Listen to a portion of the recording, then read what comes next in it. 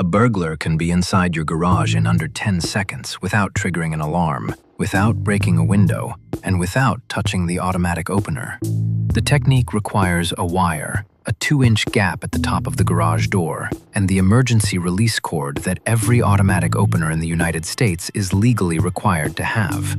The garage door safety code gave them the tool. The Florida building code determines whether what comes next stops them or doesn't. Every automatic garage door opener must have an emergency release, the red cord hanging from the trolley on the ceiling track. 325, the safety standard governing garage door operators, mandates this release so occupants can open the door manually during a power failure. The release cannot be removed. A wire slipped through the gap at the top of the garage door, a gap that exists on virtually every residential garage, can hook that cord in seconds. One pull disengages the trolley from the opener. The door lifts freely.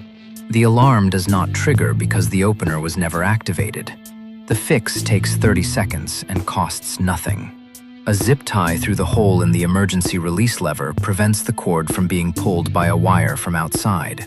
If a real emergency occurs, a power failure, an entrapment, the zip tie breaks under direct downward pull. It stops the fishing technique because a wire from outside cannot generate the angle or force to break it.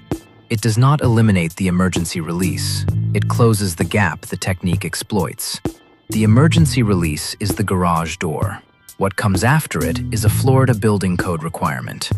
FBC R302.5 governs the door between an attached garage and the living space. That door is not a convenience feature. In a fire, it contains the garage long enough for occupants to evacuate.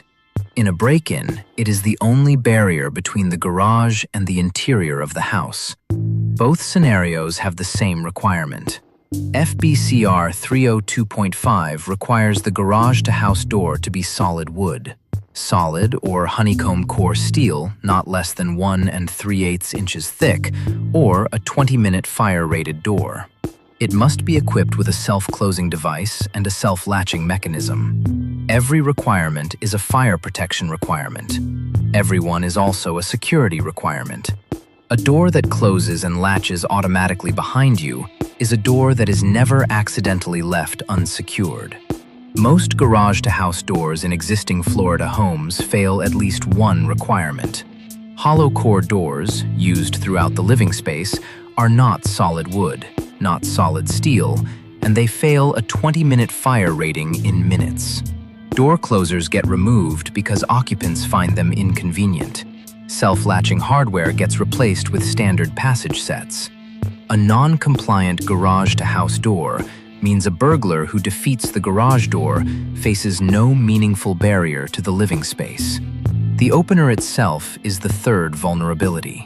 Openers manufactured before 1993 used fixed code technology, the same radio signal every time the button is pressed. Fixed codes can be captured and replayed with a code grabber. A burglar who records your opener signal from a parking lot can replay it from your driveway. Modern openers use rolling code technology. The signal changes with every use, and a captured code is immediately invalid. A pre-1993 opener, or any fixed code system, should be replaced. It is a 1-hour job that eliminates the cloning vulnerability entirely. Side entry doors to attached garages are exterior doors under FBC and must meet exterior door requirements. Solid construction, exterior-grade hardware, deadbolt lock set. A lightweight interior door at the garage side entry, because it was just the garage, is not a compliant installation. Windows in the garage accessible from grade are additional entry points. Glazing within 40 inches of a door lock mechanism must meet FBC R308 safety glazing requirements, and any window within reach from the ground is a vulnerability the code requires to be addressed. The complete garage security checklist under Florida code. Emergency release secured with zip tie. Garage-to-house door, solid wood or steel, 1 3/8 inch minimum.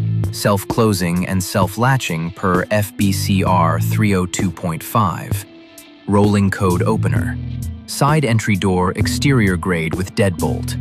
Accessible windows meeting FBC R302.5. None of these requires a contractor.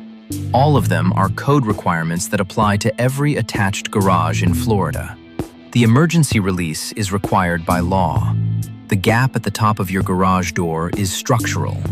The zip tie is optional, until it isn't. If your garage-to-house door is a hollow core door with no closer, share this before you replace it with another one. Subscribe for more Florida building code in plain language.